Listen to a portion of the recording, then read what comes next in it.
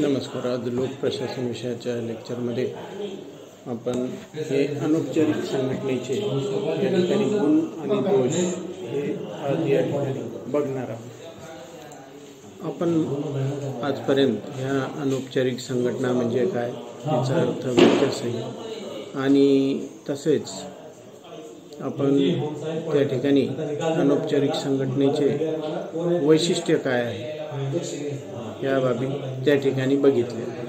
आज आपण या अनौपचारिक संघटनेचे गुणदोष जे आहेत हे गुणदोष या ठिकाणी बघणार आहोत. यामध्ये सर्वात अगोदर अनौपचारिक संघटनेचे गुण किंवा ह्या अनौपचारिक संघटनेच्या जमेच्या बाजू या ठिकाणी कोणत्या आहेत हे आपण या ठिकाणी बघणार आहोत. तर या अनौपचारिक संघटनेत गुणांमध्ये अनौपचारिक संघटनेतील ज्या कमतरता आहेत त्या भरून काढण्याचे महत्त्वपूर्ण कार्य या अनौपचारिक संघटना करतात.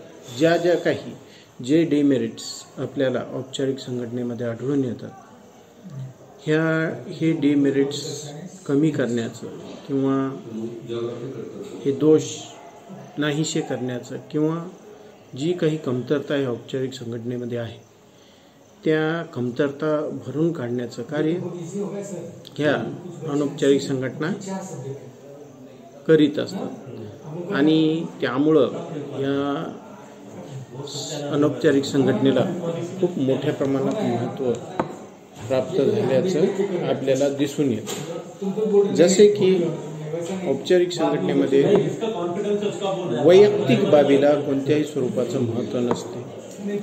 ह्या वैयक्तिक बाबीला या अनौपचारिक संघटना या औपचारिक संघटनेमध्ये जेवढा वेळ कार्य करते त्या दिवशी तेवढ्या वेळ ह्या वैयक्तिक बाबींना त्या ठिकाणी प्राधान्य मिळते आणि ही कमतरता जी आहे या औपचारिक संघटनेतली ही त्या अनौपचारिक संघटनेच्या ह्या कार्यपद्धतीमुळे ती भरून निघते. तसेच औपचारिक संघटनेमुळे संघटनेतील संसूचन प्रक्रिया अधिक सुलभ होते.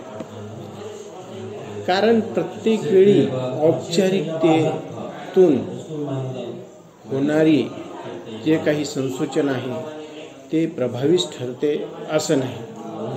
अनेक वेळा आपण बघतो की अनौपचारिक पद्धतीतून संसूचन प्रणाली अधिक सुलभ आणि प्रभावी ठरते.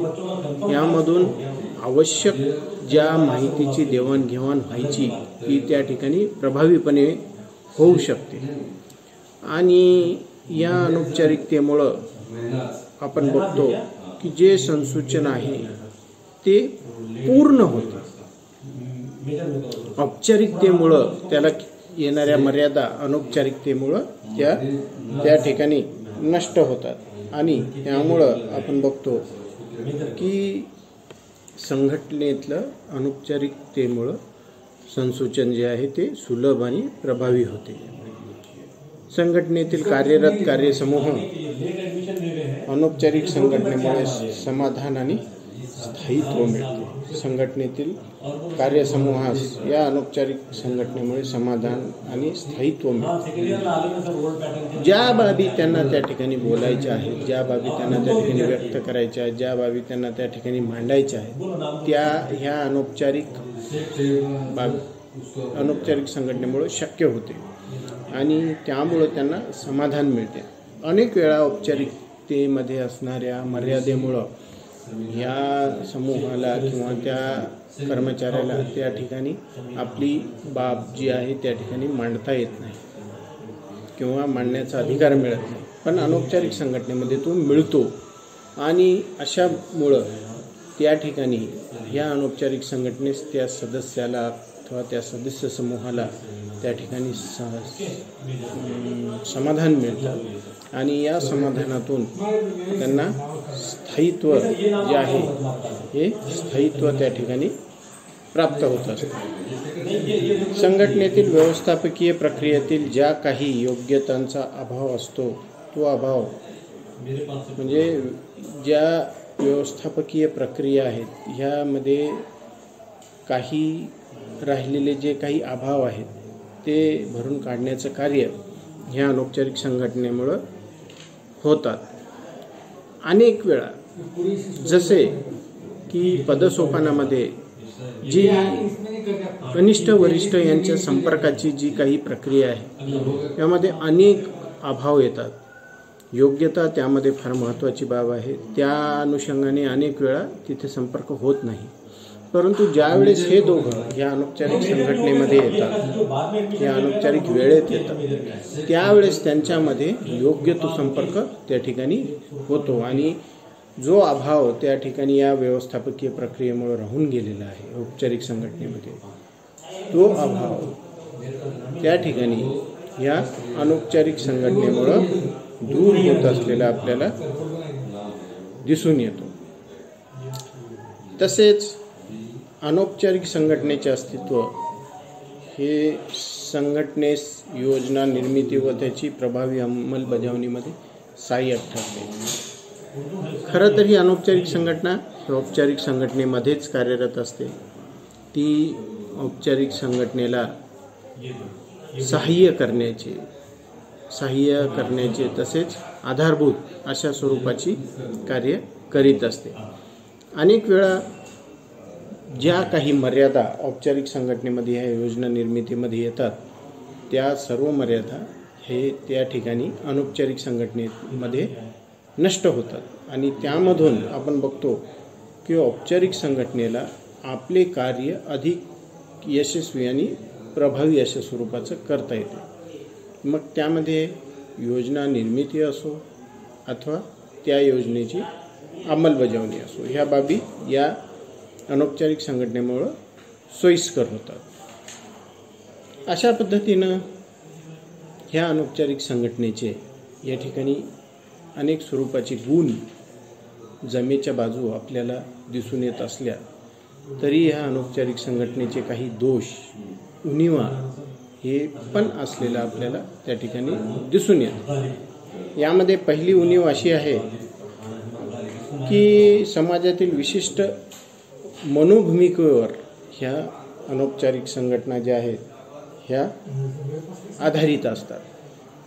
या अनौपचारिक संघटनेला कसल्याही प्रकारचे नियम, सिद्धांत, कायदे याचा आधार नसल्या कारणाने एक सामाजिक मनोभूमीवर ह्या संघटना आधारित असतात आणि यामुळं ह्या संघटनेचं कार्य हे अस्थिर अशा स्वरूपाचं असते. कारण मनोभूमिकेमध्ये जी काही मते, विचार याचा प्रभाव हा संघटनेच्या कार्यावर त्या ठिकाणी मोठ्या प्रमाणावर होतो आणि त्यामुळं संघटनेचं जे काही मुख्य उद्दिष्ट आहे हे मुख्य उद्दिष्ट त्या ठिकाणी प्रभावित होत असलेलं आपल्याला दिसून येते. त्याचबरोबर असं मानण्यात येते की संघटनेचा हा प्रकार जो आहे तो विद्रोही स्वरूपाचा. यामध्ये कारण अनौपचारिक संघटना कोणत्याही स्वरूपाचे नियम, कायदे हे मानत नाही. त्याचबरोबर जी बंधने, जी पद्धती या कोणत्याही बाबीला, व्यवस्था या बाबीला त्या ठिकाणी अनौपचारिक संघटना मानत नसल्या कारणाने ती पूर्णतः परस्पर संबंध, मानवी भावना, मानवी मते, विचार ह्याच्यावर आधारित असल्या कारणाने या संघटनेचा हा प्रकार एक विद्रोही स्वरूपाचा प्रकार आहे असं या ठिकाणी मांडण्यात येतं. त्याचबरोबर या संघटनेमध्ये, अनौपचारिक संघटनेमध्ये कोणत्याही बाबीला लिखित आधार नसतो. इथे कोणत्याही स्वरूपाचं लिखित दस्तऐवज हे या ठिकाणी नसते आणि त्यामुळं की सर्व बाबी ह्या तोंडी आणि आपल्या मतांवर याच्यावर आधारित असल्या कारणाने अनेक वेळा ह्या अनौपचारिक संघटनामध्ये अफवांचा पेय हा पसरतो. अनेक वेळा यामधून चुकीची माहिती ही सुद्धा या ठिकाणी सर्क्युलेट होऊ शकते. जसे एखाद्याला जर एखादी बाब पटली नसेल आणि तो मांडताना त्या ठिकाणी ती बाब निगेटिव्ह पद्धतीनेच त्या ठिकाणी मांडणार आणि मग त्यामधून काय होतं की यामधून अफवा ह्या पुढे पसरत जातात। ह्या अनौपचारिक संघटना या पूर्णपणे अस्थायी स्वरूपाच्या असतात। यामध्ये जोपर्यंत सदस्याला त्या संघटनेचे विचार, मते, पद्धती हे पटायला लागते तोपर्यंत तो सदस्य त्या संघटनेमध्ये कार्य करतो। ज्यावेळी त्याला त्या संघटनेची मते, विचार आणि पद्धती पटत नाही त्यावेळी तो ती संघटना सोडून देतो। सोबतच इथे कोणत्याही प्रकारचा नियम कायद्याचा आधार नसतो। त्यामुळे ज्यावेळी एकत्र बसण्यात येते त्यावेळी ह्या संघटनेचं कार्य सुरू होते आणि जर का एकमेकांना भेटायला आलं नाही तर ह्या संघटना ह्या अस्तित्वातच येत नाही। तर सांगण्याचा उद्देश म्हणजे ह्या संघटना पूर्णपणे अस्थायी स्वरूपाच्या असतात। तसेच अनौपचारिक संघटनेतील उत्पादन वृद्धी किंवा कार्यक्षमता वृद्धीसाठी व्यवस्थापनाद्वारे राबविण्यात येणाऱ्या उपक्रमास अशा संघटना अप्रभावी ठरवितात। व्यवस्थापन ज्या पद्धत, कारण व्यवस्थापन आपल्या हिताच्या दृष्टीने, संघटनेच्या हिताच्या दृष्टीने, स्वहिताच्या दृष्टीने अनेक बाबी त्यामधून कार्यक्षमता वाढवून अधिक उत्पादनासाठी त्या ठिकाणी प्रयत्न करते। अशा बाबींचा प्रामुख्याने सामान्यतः हे अनौपचारिक संघटना मोठ्या प्रमाणावर विरोध करीत असलेले आपल्याला दिसून येतं। संघटनेकडे पाहण्याचे तांत्रिक व मानवी हे दोन्ही दृष्टिकोन या ठिकाणी आपण बघितले आणि संघटनेमध्ये कोणत्याही एका दृष्टिकोनातून पाहणं हे या ठिकाणी संघटना समजून घेणे शक्य होत नाही। तर संघटनेचा औपचारिक भाग जेवढा महत्त्वाचा आहे तसेच संघटनेला एक मानवी बाजू सुद्धा आहे हे पण पाहणं तितकंच महत्त्वाचं ठरते। धन्यवाद।